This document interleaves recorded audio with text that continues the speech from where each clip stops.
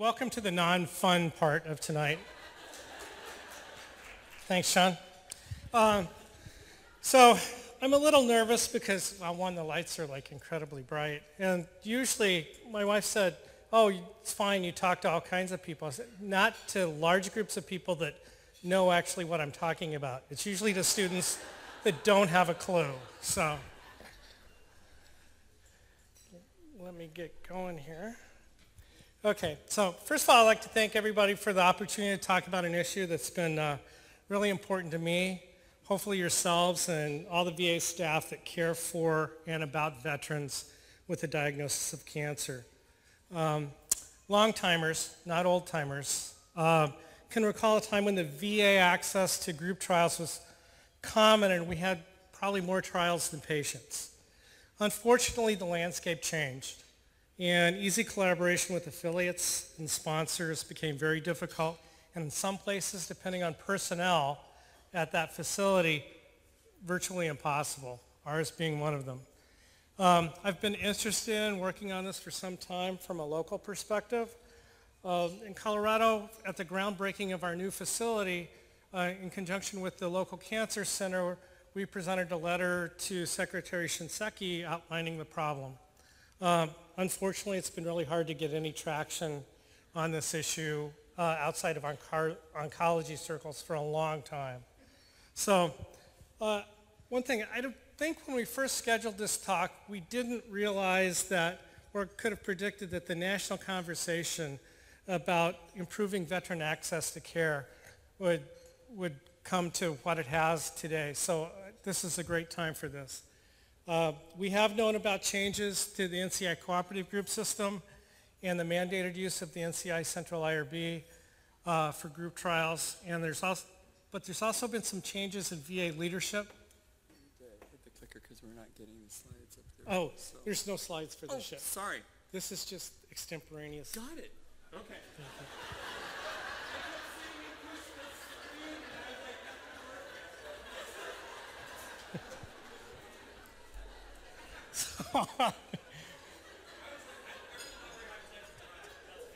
So anyway, there's been some changes in VA leadership as well as some of the cooperative group leadership, I think, that might help us move along with group trials.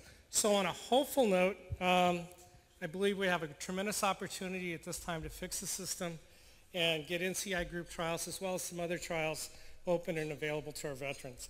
Now we start the slides. Okay. That's me. You don't need to know any more about that. Whatever I'm going to say doesn't reflect the VA, and there's probably a lot of people at the VA that hope I don't reflect the VA. The Southwest Oncology Group are certainly the United States government. I have no disclosures because I'm a pharmacist in the VA, and they don't let me.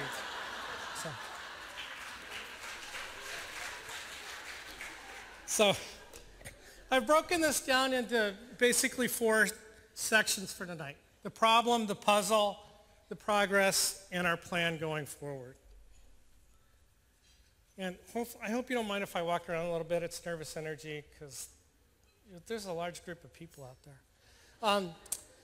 So the problem we have is we have inadequate access to oncology clinical trials within the VA. The ability to open any type of non-VA sponsored trials in VHA has been severely limited by some things we're going to talk about in a minute. And there's been these huge changes to the NCI cooperative trial system that's happened and really just kind of started this year. One of the problems is, and we were talking about this at the table earlier, there's really kind of no top-down anything from central office that says oncology clinical trials are good. We used to have that. There was something called the VA National Cancer Strategy, which you can actually still pull up on a couple of the websites as if it's real. But it expired in 2008 and hasn't been renewed or revised in any way. And I just pulled a couple of things out of that strategy that I think is critical to clinical trial use in the VA. One is the objectives are to ensure that through its clinical research activities, VA continually builds upon current knowledge, contributes to the national research base, and provides for the state-of-the-art preventive diagnostic and therapeutic interventions. That was actually part of our strategy from 2003 to 2008. Other parts of that were that it really directed medical center and VISN directors of what they needed to do as part of this strategy, again, from the top down, so that the VISN directors were to encourage local facilities to become members of groups or CCOPs, or what's now known as NCOR, which is what's taking over for CCOP. And the medical center directors were to ensure that if you had clinical trials available, that you gave preference to NCI cooperative trials as well as VA cooperative trials. And then in terms of the elements that were in an appendix for that document, and I'll just note the bottom first, it was a partner interagency agreement between the NCI and the VA. And that clinical investigation research was to provide an avenue for the VA to make available veteran patients preventive diagnostic treatment options, et cetera. And the basic intent was to increase access of eligible veterans to NCI-sponsored trials for the same. So it would really be nice if we could get this renewed, revised some way, and have some direction from on top. Unfortunately, we don't have that yet, but that may be where we're asking for your help.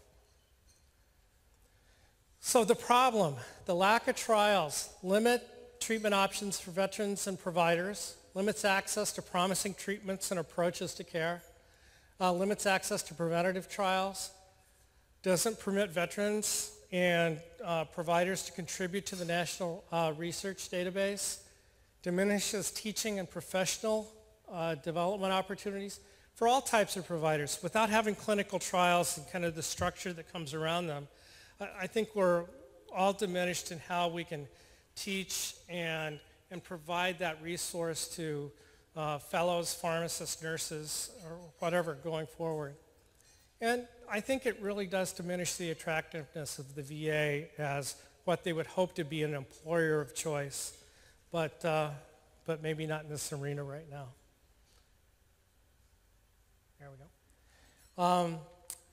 So also part of the problem, and if everything works like it's supposed to, that central office tells us, and we have increased number of veterans getting access to the system, we're going to have a lot more veterans to take care of. And we also have a different population of veterans to take care of than when I first started way back in...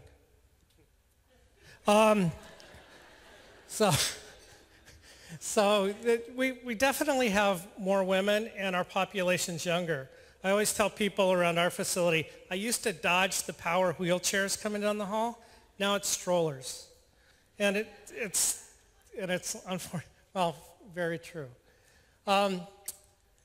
Also part of the problem is, like, with some of the other disciplines, it's easy to kind of offload patients to trials outside the VA. At the bottom you see, like, cardiology, if you have a lipid-lowering agent or an antihypertensive or something, you can send them over to the affiliate or some other place, or they can be recruited from there, and they can just get that drug, a couple other things. But in oncology, it's the whole spectrum of things you have to take care of the patient for. It's their standard care regimen. It could be a number of different drugs. And if we have to send those out, the drug costs would be incredible. We couldn't handle that. And so we can definitely provide that cheaper. And we provide better continuity through the whole course of care as well by keeping things in-house. Dr. Kelly, every month now, goes to the clinicaltrials.gov and pulls down all the studies that have VA listed as a site in oncology. And so I pulled this data from that. For July 2014, there was 800, considering the size of our organization, put this in context, there was 180 unique cancer trials, 84 total VA sites that had one or more trials. 29 of those were industry trials, and 31 unique VA sites. Only one of those trials was, or maybe three, depending on what you consider multi-site, were really multi-site. Everybody else was just like got one, 2, or 3 studies. So nothing, not huge multi-center collaboration with even the industry studies. There were 43 total unique NCI cooperative trials out of 41 total sites. Only 2 of those studies involved 14 sites, 5, 10 to 12, 14, 3 to 6, and most of the studies were 1 to 2 sites. Considering the number of trials that are available through the cooperative programs and the number of VAs that we have, that just seems like way too low a number. I didn't go any further to analyze that, but just by the sheer size of both, I think that's just abysmal. So the puzzle, it's our policy and regulations that have really held us up a lot. We have, for IRB review, we have requirements for VA representation on the IRB. We have information security officer and privacy officer review, and they have to be part of the IRB. Need for waivers of consent and authorization for identifying patients up front. Some of our informed consent requirements, some of these aren't horribly hard to overcome, but others can be, like some of the ISO review.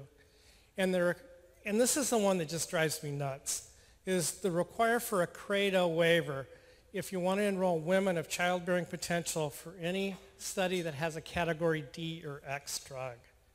How many category D drugs we have in our trials? And to me, this is an IRB decision, not a CRADO decision. I'm not sure how the CRADO has more information than the IRB or somebody reviewing the whole trial than somebody in an office back in DC. As far as other regulations and policy, VA data security, we have this whole FIPS 140 data transmission thing that is just, and data ownership that has just really kind of made everything grind to a halt because we want to protect the data so much we forget who we're really trying to protect. And so it gets a little troublesome. One of the problems with that is most of the ISOs or the IT people don't have any real research experience. They don't really understand the concept of research, how data gets transmitted, what's in that data and what's not in that data, which is really more important to them. One of the things I've been told that the IT people are really scared of is that there's going to be this proprietary information that gets in there and somebody's going to try to hack the VA system so they can do some kind of big glamorous stock trade and make a ton of money. I think they really don't understand the system that well. And there's been no formal training to improve that in any way. So, and kind of same goes for privacy, that there's, most of the privacy officers have little or no experience with research at all, and there's really kind of no formal training. They do have a monthly call, and they can go through some of these issues, and I know the National Privacy Officer does try to work with them to help with this, but still, I think there's I think everybody that works in the VA knows, like, the first answer you always give is no. So, and if you know nothing else, just say no and you can't be hurt. And so there's this risk aversion that most people use. There's also affiliate issues. What relationships you might have with the Cancer Center, information and document management between a local VA and an affiliate. I know that became a big issue in Denver. Dual appointments of faculty and staff that might impact that relationship, or what you can do from your VA side or what you can do from your university side. With the new National Clinical Trials Network, I know in Denver and several other sites around the country, we were left out of the lead academic programs. And so they didn't know how the VA was going to be able to be used in the new NCTN, so we just got kind of left out. And that happened at several places. Also, exactly how some of the cooperative groups would accept membership, and I think we have a solution for that. Or whether you could be an NCOR member, which is the new CCOP. Also, Finding the right investigators. I mean, we've always haven't had investigators that wanted to do trials or could commit the time and the effort or wanted to deal with the VA system. And sometimes we'll get new investigators that maybe not have the research experience we need to really get going. And probably the biggest one is having sufficient protected time in order to do the research. Then study coordinators and administrative staff. In terms of recruiting subjects on studies,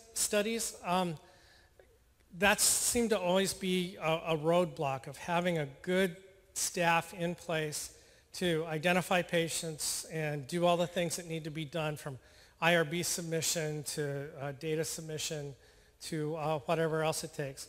And again, willing to deal with the VHA. It takes a special kind of person to deal with the paperwork and the bureaucracy to work through the VA system. And I think you kind of have to have the ultimate goal in mind to make your day better. And they also need to coordinate with ancillary services and investigator oversight, which is what I know you guys that do research coordination do a lot. Make sure the researchers doing what they need to do. Funding for staff. So those very people, do you have the money to hire them? We'll get to the really important part of that in the next slide. The visit and facility leadership. I mean, all too often I've dealt with questions on the research pharmacy listserv of the pharmacy chief doesn't want to pay for drugs on a cooperative group trial because that's research. Even though everything in both arms or 9 out of 10 drugs are standard of care drugs used in a standard way, they want to call it research so they don't have to pay for it and want to try to be reimbursed. Or they think it's outside the primary mission of the VA. They just need to be re-educated. Also coordinating ancillary support, whether you have the right nursing, pharmacy, and lab people in place that can manage additional things. And then additional parts of the puzzle, R&D committee, how that fits into your IRB system or not. The safety committee, depending on where that goes. We initially had a lot of problems at our facility with the safety committee wanting to look at every cooperative group protocol or other kind of study that really had nothing to do with safety, but we worked around that. And certainly HR. Oh my God. This is, if we could just fix this. And I know there's a lot of, well, maybe there's some good HR people out there. But it's either between our system or the people or both or whatever. Somehow that needs to get fixed, but I think we might have a workaround with some of the solutions I hope to show you. So the progress. So that's all the bad stuff, and this is the good stuff. The Office of Research Development really understands the need for the VA to use the NCI Central IRB because we have no other option if we're going to do cooperative group trials. An MOU is being written and should be available soon because somebody showed me on their computer last week that it was there.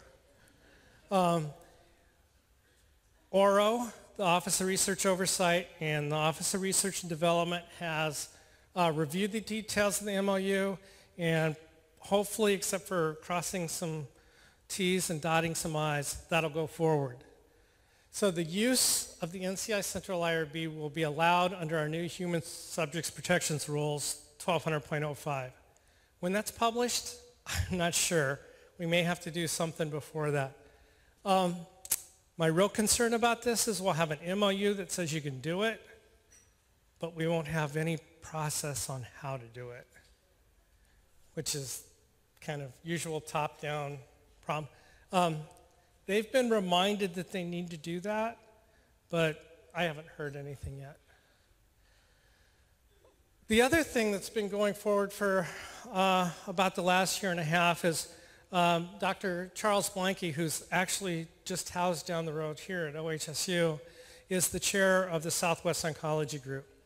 And somehow he got my name and put me in charge of the SWOG VA working group, which I believe there's a number of members in the room tonight that are part of that group as well. And we're working hard to identify the barriers to opening and enrolling veterans in trials and develop solutions. There's a lot of different folks in this working group, not just VA people, but SWOG people and some NCI people that are very interested in making this work. So probably our first nudge in the door with the cooperative groups will be the Southwest Oncology Group, because we have the most going in that direction. But I think once the dam breaks on that, we'll be able to work with the other three groups as well. We have been working on the data security template. One of the guys at, they call it CRAB, I don't remember what it stands for, but the statistical group has worked really hard on what he calls a SWOG VA DoD security template. And it outlines all the things that the IT geeks and the information security folks want to hear when they talk about transmission security and security of the data. There's still some glitches in that, but it's got all the right buzzwords to make them feel warm and fuzzy as they need to be. So we're currently addressing some of those comments. Group membership. Some VAs and VISNs are actually now exploring membership in particular groups. Hopefully next month when SWOG meets in Chicago in October, they'll pass the new membership grid that they have, and that will allow VAs to become independent members that don't have U10 grants or not part of the LAPS. So you can become a full member. There's some requirements to do that and keep that, but that's certainly possible. We have several ongoing efforts underway. VISN 1, Maverick, who, if you've done CSP studies in the past, that they work out of Boston and do a lot of data management. And one of their first efforts is they're going to form a consortium out of Boston and VISN 1 and a little outside of VISN 1 and join SWOG and hire a coordinator using their nonprofit corporation with some money we've been able to dig up and try to get that started. VISN 15's going that direction as well, and they've had a lot of VISN and medical center director support, so that's been very nice. VISN 1's also going to be doing something in terms of VA-only studies for large genetic screening and then getting those results back to the sites and enrolling patients on targeted therapies. And hopefully we'll be able to use the VA Central IRB for some of that effort. The VA nonprofit corporations. This is where I think we can get around some of the issues with HR and some of the money things. One of the opportunities that presents itself from not being in the LAPS grant or not being directly affiliated with your cancer center is that if you become a SWOG member, you're going to get that money directly now. And we'll see what happens with the other groups. But when you accrue somebody, that money can come directly to you. You could put that in your nonprofit corporation and hire and fire the people you need to do the work. There's probably going to need to be some seed money either from your nonprofit foundation or from some other source, from some other grant source. But it's certainly something doable, and it's something we can leverage to move this effort forward and kind of go around the side a little bit on some of the VA things that are cumbersome like HR and may not really lend themselves to the research effort anyway, because the enrollment can be fluctuating in such a way that you may need somebody sooner, or maybe you only need a half-time person right now, and things will change.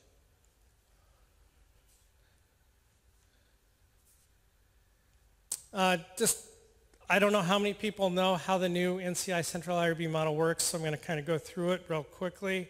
And you'll see where there's could be some issues with the VA, and hopefully the MOU and some of the other policy that we can wrap around that will solve some of that. So it's a new independent model. It's accredited by AHRPP, AHRP. It's the facilitated model, if you'd ever used that or known about that, has been phased out. Currently has 2 adult panels, the late phase emphasis panel, which is phase 3 and some late phase 2, and the early phase emphasis panel, which is phases 0 through 2. Chances are, getting started, we'll just go with late phase emphasis. I don't know if there may be some early phase emphasis, but kind of how those panels work's a little bit different. And the reason I know that is at University of Colorado, we have a coordinator for the NCI Central IRB on the university side. And late phase emphasis has gone pretty well. Early phase emphasis has had a few problems in how the consent forms go. It reviews most cooperative group trials. I think they say most, but it's pretty much all, for the 4 new adult groups in the United States. So you need to do 3 things to use the NCI Central IRB. You have to site enroll as a signatory institution, and we'll go through what that means. You have to have principal investigator and investigators enrollment, and you can open or revise each study as needed. I think that one's really important because in the old days, we opened 1,000 trials and hoped a patient walked through the door for a couple of them. With this new system, because theoretically the turnaround time is fast enough, you wouldn't have to open that trial until that patient came through the door, and then you could fill out the paperwork, send it in, get the approval back, and enroll them. So for those rare diseases, that works really well. Other diseases where you're probably going to have a larger population available to you, you probably want to open ahead of time. All these use IRB Manager to manage all this process. In terms of what you need to do to enroll as an institution, some basic institutional information. You go through kind of a lot of the local context issues for that site, most of which are probably not too great. State and local laws that apply, local research oversight, I think in the VA with the RCOs we have, and everything we have to do for regular research, this is going to be pretty straightforward, and we can almost boilerplate that except for a couple of names here and there. Informed consent policies and boilerplate. Again, I think we can probably boilerplate a lot of that because we all have to use the 101086, and there's some mandated language from ORD. Local community descriptors, and then that needs to be renewed annually. As far as a PI enrollment, a lot of the same things, and kind of what you would ordinarily do with any IRB that you're going to have to describe. Different things, probably on each protocol, but in this case, you only need to do it once for the PI. So what signatory institution, if you have sub-investigators and who else is working with you, resources, what studies you have open, and participants recruitment. I don't know if compensation is going to come into play in a lot of these studies, though. Your informed consent process, what you have for a pharmacy, privacy, and how you deal with legally authorized reps and vulnerable populations. For the study, it's a study-specific worksheet. It's about 2 pages is all it is in paper. You confirm that you've done the other 2 things. You confirm that the NCI has it posted on their website. And you say, we intend to apply. You provide informed consent with your local boilerplate and submit it via IRB Manager. The problem comes with that is NCI, when they initially tested this, was about 100 cherry-picked sites, and everything went well. And so they said, well, within 24 hours, we'll have your approval back. I don't think they were staffed for that when they opened it up to everybody. So hopefully that staffing is going to change, especially if we roll in a whole bunch of VA sites. That's going to change how that whole process works. As far as central IRB issues to resolve in terms of the details that I'm pretty sure won't be in that MOU, is local context review for the 101086. We might deal with some of the information security issues through the template that we're working on. Privacy, I'm going to talk a little bit more about that. Authorizations, waivers, and full authorizations. Interaction between the central IRB, the medical center, and the research service. How's the whole R&D thing going to work in this context?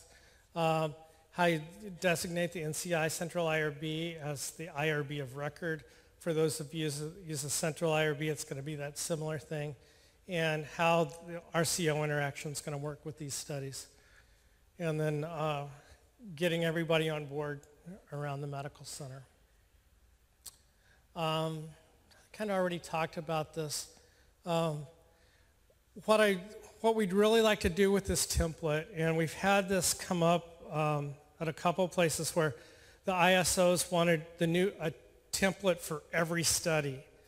And I don't think that's going to work very well. I think what we need is a template that works for the whole group of studies for any particular cooperative group, and then that'll apply equally to those unless there's something really different about that study or some different co-sponsor with the study. There's a question still open about intergroup studies. So if we do the SWOG thing, we can do all SWOG, but if it's an ECOG study that's also intergroup, there's some data issues that need to get worked out. So it'll probably be very similar since everything goes into CTSU and open and rave and all that sort of thing, but it's still got to get worked out to make all the ISO people happy. Privacy, the NCI Central IRB cannot and will not act as a privacy board. So that brings up a couple issues. They think that the waiver of authorization of informed consent and HIPAA won't be needed for these studies because probably 99% of the time that patient's going to be sitting right in front of you and you're not screening records in order to find them. I'm not sure that's going to be 100% accurate. I think there's going to be some studies that come up somewhere where we have to do some record screening, but we'll let them go with that for right now if it gets us to the end a little quicker, because I think some of these waivers, just personally, and this is where they don't want me talking for the VA or the federal government, most of the time these waivers, especially in studies like this that are so scripted anyway, are just, it's another piece of stuff to go through that is really pretty meaningless in terms of privacy or consent. So it impacts human subject safety and privacy in absolutely no way. So there's better ways to do that. And also, privacy hasn't weighed in on that concept at all, so we'll see what they say. They may not buy it at all. So when will this happen? Somebody asked if it was going to be like a year before it occurred, and the person who responsible for that answered it's going to be much sooner than that. So this is not something I think that's going to be really protracted. ORD realizes this is something that's got to happen soon, or we're really going to be out of the loop. And this is where I indicated there's going to be some changes in leadership in ORD and other places that are helpful, and I think this is one of them. Operationally, it's going to take some time to work through. It's not going to be a bump-free ride. So we will figure it out, but we just have to keep working forward. And I mentioned about the NCI, Central IRB, not ramping up quickly. What we'd also like to do, and we're still trying to figure out how to do this, is make a resource available to all VAs so every medical center doesn't have to reinvent the wheel. If VISN 1 solves it, they need to make that available information to the rest of the VISNs or medical centers that want to know how to do this, and things that we can just borrow. So we're still working on exactly how to make it work. SWOG's working on part of it. I think we need it available so it's not just within the VA intranet, but however we can get it out there quickest, I think is important. Let's see. And then I think we need to get that National Cancer Strategy renewed. We need to find some way to put pressure on somebody that will look at this and say, we need to have this strategy. We need to make a public statement that this is important for the care of veterans with cancer. And the promise, I'll keep working at it until we get it right. I'll tell you that. It's just something that's really been important to me, and I don't know why it's not been important to maybe some others, and I just think it's something that we need to get done. And I just have a closing statement. So, there remains a lot of work to do, and there will always be challenges from inside the VA as well as outside the VA. Providing state-of-the-art care is certainly a significant benefit for and is certainly owed to our nation's veterans. Having high-quality clinical trials available to our veterans and clinicians advances the mission of VHA by providing the best care and training available. Reincorporating the VA into the NCI group system advances the mission of NCI by enhancing enrollment and getting results sooner. Oh, and I forgot one thing. Okay. Fight the good fight. They did. And just one last quote. Our problems are man-made, therefore they may be solved by man. And man can be as big as he wants. No problem of human destiny is beyond human beings. So we made this problem, we can fix it. Thanks.